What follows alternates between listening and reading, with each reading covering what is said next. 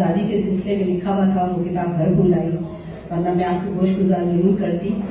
بہرحال آپ کو عید سعید کی بہت بہت مبارکباد قبول ہو، جشن آزادی مبارک ہو، اور سب سے بڑی بات کہ ہمارا وطن جو نجات کی طرف جانے کی امید میں ہم سب لے کے کھڑے ہیں، اس کو ایک رہبر ملا، ایک پلیٹ فارم ہمیں نصیب ہوا، اور مل جل کر ہم کوشش کریں کہ ہم اپنے وطن کو اس مقام پر لے جائیں جیسے کہ اس لیڈر کی تمنا ہے. اور آپ سب کو ان کی بہت بہت مبارکباد. میں ایک روحانی دنیا کا انسان ہوں، مجھے مادیت کے دنیا کے سسٹم میں کوئی زیادہ اتنی دلچسپی نہیں ہوا کرتی، لیکن جب میں اپنے وطن کے بارے میں ایسی چیزیں دیکھا اور سنا کرتی تھی تو دل تڑپ جاتا تھا. تو کہیں انہی سلسلوں میں سے ایک شخص کی آواز جب ابھری پاکستان سے، تو میں نے کہا اس کا ساتھ دیں، کیونکہ اللہ نے ہمیں زمین پہ صرف اپنی روٹی روزی کمانے کھانے کے لیے نہیں بھیجا ہے، یا اس لیے نہیں بھیجا ہے کہ ہم نماز پڑھ لیتے ہیں اور قرآن کو ہم حفظ کر لیتے ہیں. نماز کو بھی ہم پڑھتے ہیں، ہمیں قائم کرنی ہے دراصل میں، اور قرآن مجید کو بھی ہم نے تدبر سے سیکھنا اور جاننا ہے، نہ کہ حفظ کر کے رٹا لگا کے پڑھنا ہے. ہم اسلام کیوں پٹ رہا ہے آج دنیا میں؟ اس لیے کہ لوگوں نے فکر کی، ہم نے روٹین بنائی. تو میری اتنی اچھی محفل آپ نے آغاز کیا اس کا کلام مجید سے، رسالت کی شان سے، قصیدہ گوئی سے، لیکن میں اپنے بھائیوں سے دستبستہ عرض کروں گی کہ ان تمام اعمال کا حسنات کا ایک مقصد ہے، ایک مطلب ہے. للہ غور و فکر کیجئے، اسلام نے جو ہمیں سکھایا ہے اس کا ایک مقصد ہے. خدا نے مسلمان نہیں مانگے، خدا نے مومن مانگے ہیں. بار بار قرآن میں اس نے فرمایا ہے کہ اے میرے حبیب، یہ تو اسلام لائے ہیں، ایمان تو یہ قریب سے بھی نہیں گزرا. اور یقین کیجئے، میں دعوے سے کہتی ہوں ہمارے اس پوری محفل میں کسی کو مانیے ایمان نہیں معلوم. تو جب ہمیں معلوم ہی نہیں تو ہم تدبر کہاں سے کریں گے؟ تو فکر کریں تاکہ ہم زمین پہ اللہ کے بھیجے ہوئے وہ رسیدگان ہوں، وہ بزرگان ہوں کہ جو نہ کہ زمین کی اس استحکام کا باعث بنے، بلکہ اپنے خدا کے حضور میں جب پلٹ کر جائیں انا للہ و انا الیہ راجعون ہوں، تو ہم کہہ سکیں کہ مالک ہم وہ لوگ ہیں جو تیری خوشنودی کے لیے رضائے عزتی میں وہاں تک پہنچے کہ پلٹ کے آئے ہیں، تو راجعون ہیں. ماشاءاللہ، بہت شکریہ. تو اس شخص نے جب آواز لگائی تو میں ایک دم سے اپنی کائنات میں سوچ کے میں نے کہا کہ اٹھ، زمین تجھ سے تیرا حق مانگ رہی ہے. میرے ہم وطنوں، آپ سے حق زندگی مانگا جا رہا ہے.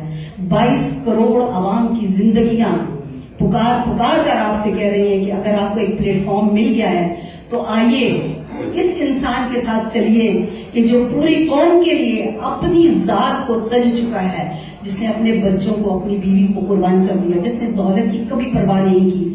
مجھ سے ہمیشہ کہا جاتا تھا فلاں پارٹی ہے، فلاں پارٹی ہے، آپ ان کو دیکھیے. لیکن ہمیشہ یاد رکھیے میرے بھائیوں، شخصیتوں کو نہیں، کرداروں کو پوچھئے گا. شخصیتوں کو پوچھتے ہوئے ہمارا ملک تباہی کے دہانے پہ آ گیا ہے. اب ایک کردار ہمارے سامنے آیا ہے. للہ اس کردار کی قدر کیجئے، اور مل کر اس ملک سے بھی اور جہاں جہاں دنیا میں آپ لوگ موجود ہیں، پی ٹی آئی کوئی ایک نام نہیں کہ جس کو ہم نے فالو کرنا ہے، عمران خان ایک شخص نہیں کہ جس کو ہم نے فالو کرنا ہے، بلکہ پورے پاکستان کی زندگی اور استحکام اس کے پیچھے ہے. للہ اپنے استحکام کے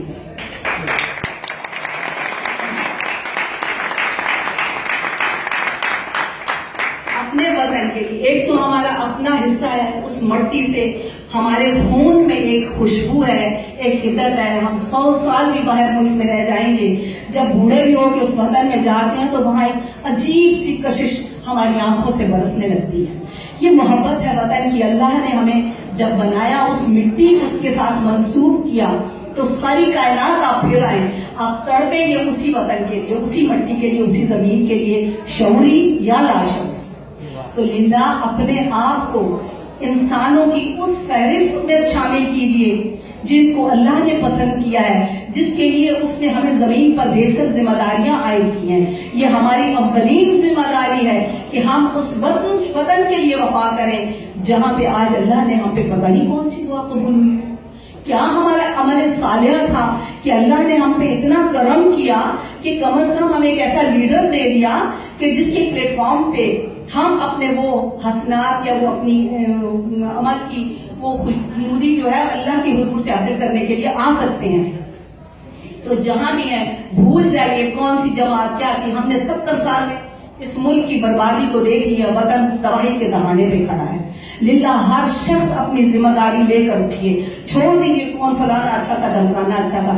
صرف دیکھیے کہ پاکستان کے لیے کیا اچھا ہے.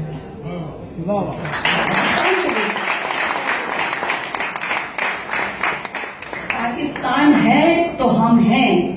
جس دن سے ہماری دعاؤں کے صدقے میں آپ مانے گے نہیں. میں نے 1000 نفل مانا تھا منت کے پروردگار عالم اس شخص کو ہمارا وزیر اعظم بنا دے تاکہ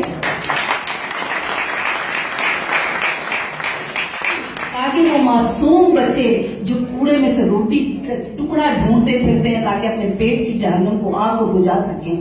پروردگار عالم انہیں کھانا نصیب ہو سکے, وہ زندگی میں سانس لینے کے قابل ہو سکے.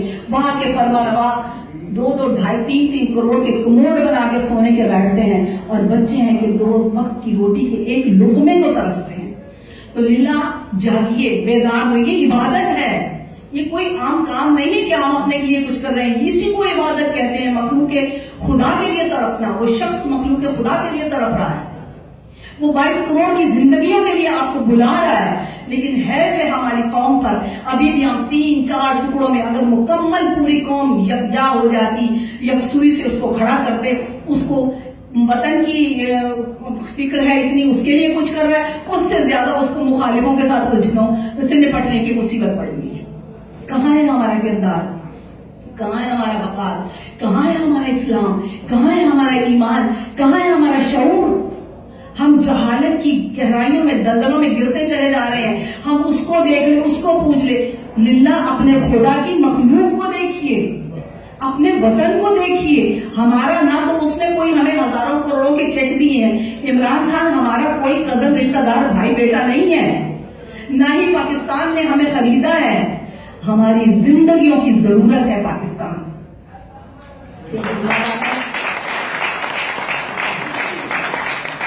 مولانا نے انہوں نے یہاں پہ فرمایا تھا کہ وطن سے محبت دین کی طرف سے واجب ہے. آپ پہ وفا اور عہد میثاق یہ جو ہیں یہ سلسلے اللہ کی طرف سے واجب ہیں. اپنے واجبات کو پورا کیجئے. للہ اگر 10 دفعہ بھی مسجد میں آ کے ٹکر مار کے آپ واپس چلے گئے تو یقین کیجئے اللہ نے کہا ہے کہ میں ان کی منہ پر دے ماروں گا ان کی نماز و باتوں کو. یا اللہ تو کیسا خدا ہے, سارا رات سارا دن یہ باتیں کر تمہارے منہ پہ دے مارتا.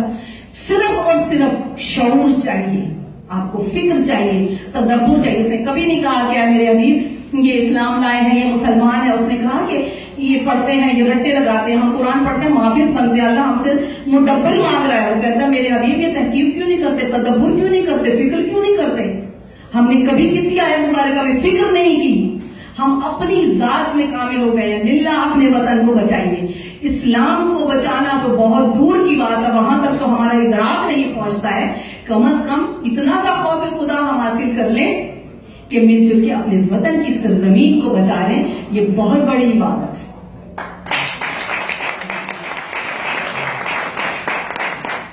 اور نیکیاں اور اچھائیاں کبھی اللہ گواتا نہیں ہے. وقت ہے نا تھوڑا میں بات کر سکتی ہوں. دامن ایسا نہ ہو کہ دامن بس اوکے. تو یہی مشکل ہوتی ہے جب بات کہنے لگتے ہیں تو ہمارے پاس وقت نہیں ہوتا ہے.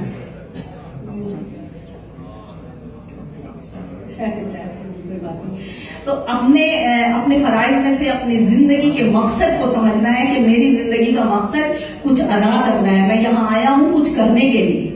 یہ زمین کا بوجھ نہیں بننا ہے, ہمیں زمین کا بوجھ اٹھا کے چلنا ہے. سورہ رحمان میں ارشاد فرماتا ہے زمین کے بوجھوں ہم بہت جلد تم سے نپٹنے کے لیے فارغ ہوئے جاتے ہیں. تو للہ زمین کا بوجھ مت بنیے تاکہ ہم سے وہ فارغ ہو کے نپٹنے لگے, بلکہ وہ بنے کہ ہم اے اللہ تیرے زمین کے بوجھ اٹھانے والوں میں ہیں.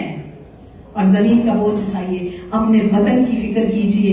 ان معصوم بچوں کے ہم کتنی آزادی سے اپنا کارڈ لیتے ہیں, بیماری کا علاج کرواتے ہیں, اچھے ڈاکٹر ہیں, اچھی دوائیاں ہیں, جو چیز چاہتے ہیں جا کے اسٹوروں سے وسیع تعداد میں ہر چیز مقدار میں ملتی ہے, کھاتے پیتے عیش کرتے ہیں.